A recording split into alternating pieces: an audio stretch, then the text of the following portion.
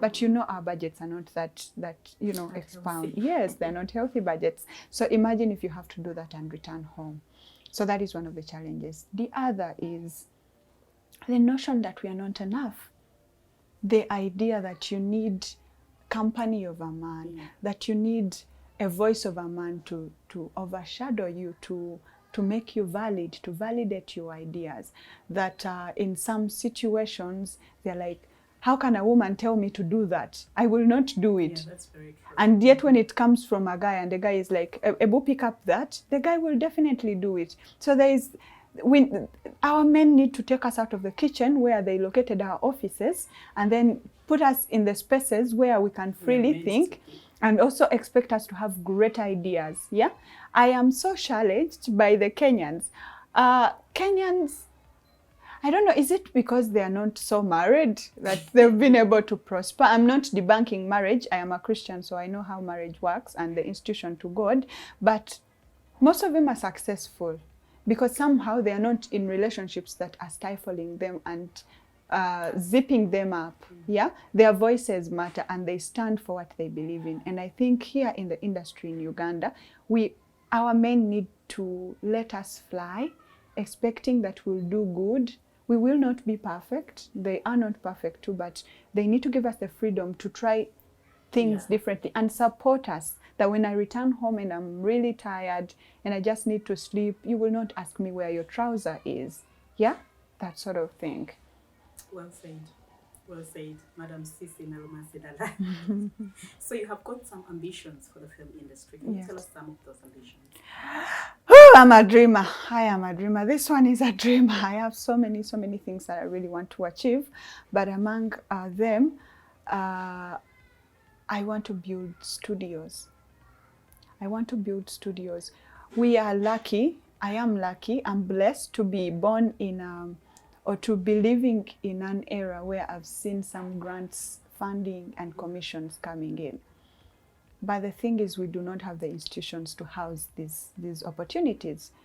We have, I don't know if it's one studio or two in the country that can allow us to shoot films and set up locations and all that.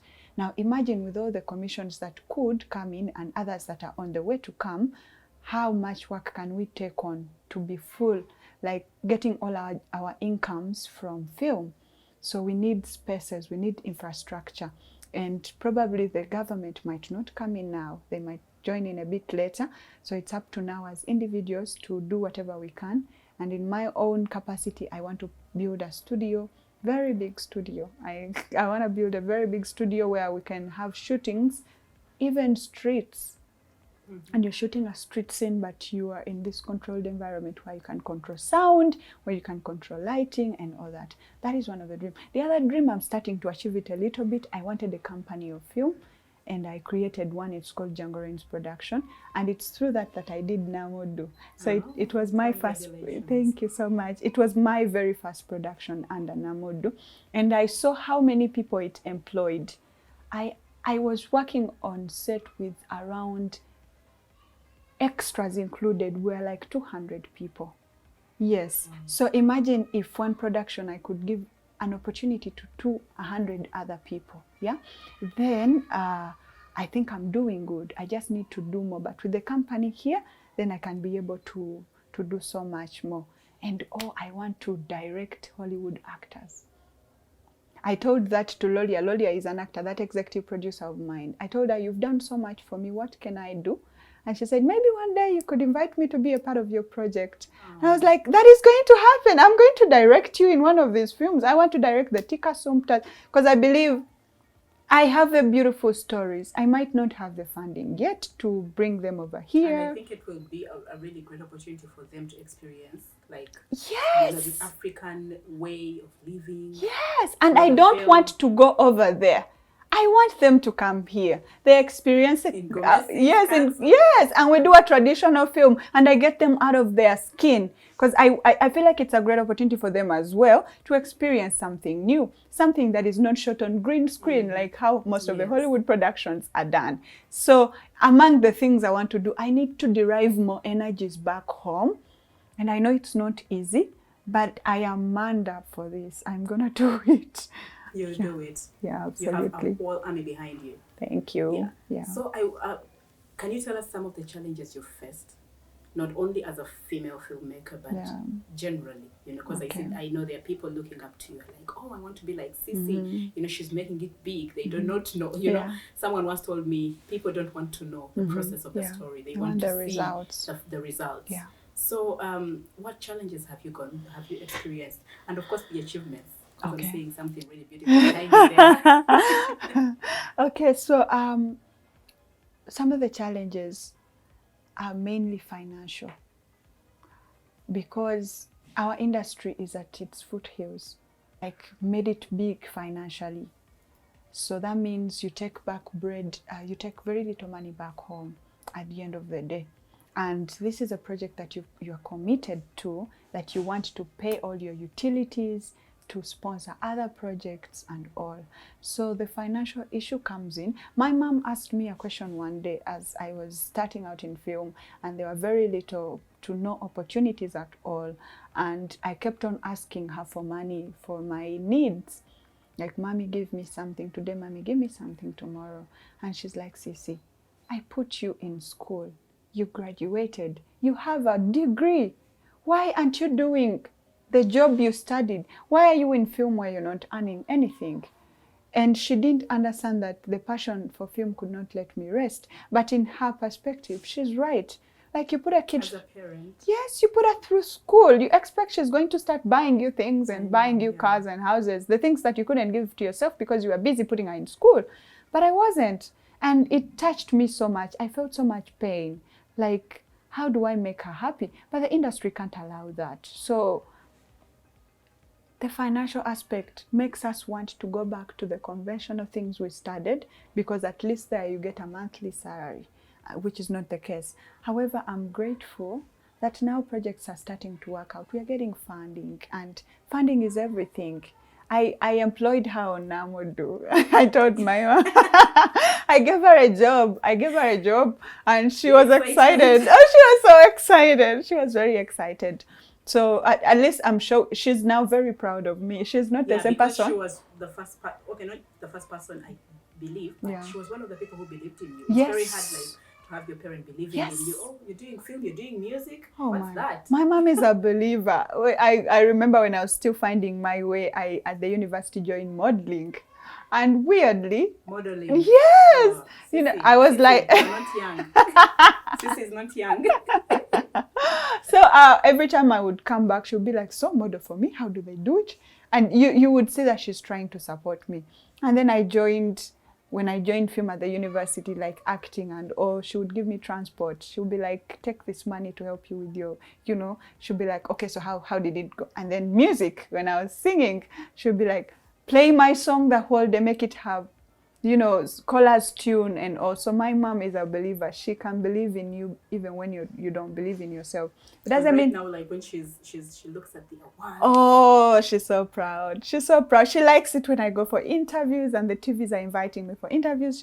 She like tells all the people around her, so that's my girl. And then because sometimes she's trying to make a point, so when I come, she's like, so tell us, how was it? And I'm like, you watched it, so why do you want me to repeat it? So she's very, very proud of me. It wasn't always like that, because, you know, faith can, you know, waver a little bit when dreams seem like they're not coming to pass.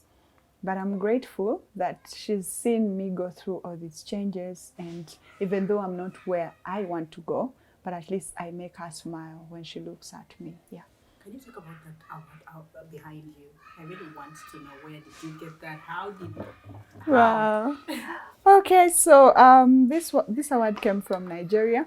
I was grateful that at the time I was in Nigeria. I was working on that production, Teen Cell, but we had done this film called Promises when I was in Nairobi, and we submitted it to the Africa Magic Viewers Choice Awards.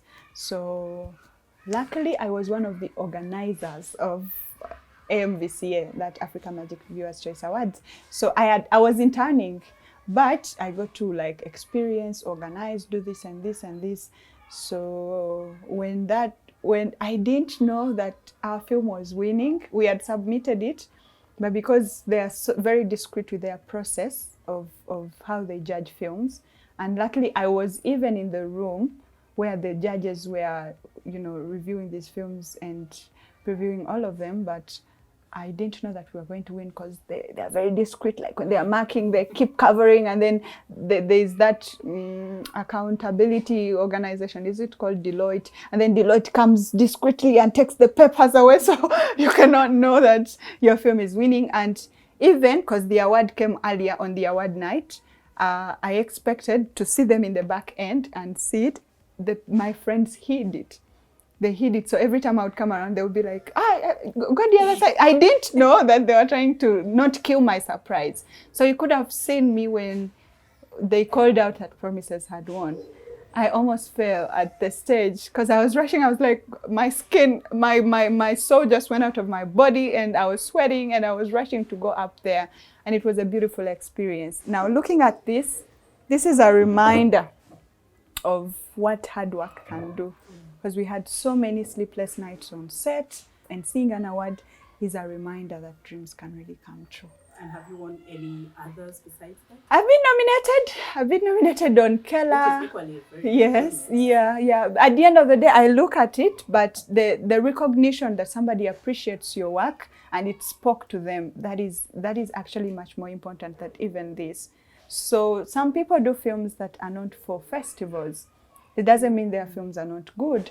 So because they're different, in festivals they read films, whereas here on TV and local markets, we watch films. So who do you want to speak to is another question at the end of the day. Do you want to speak to the people down here, or do you want to speak to the judges that they read your film and say, yes, she did amazing. So at the end of the day, with or without an award, you are a champion. So as we wind up the interview, you know, we have very many people who are watching right now.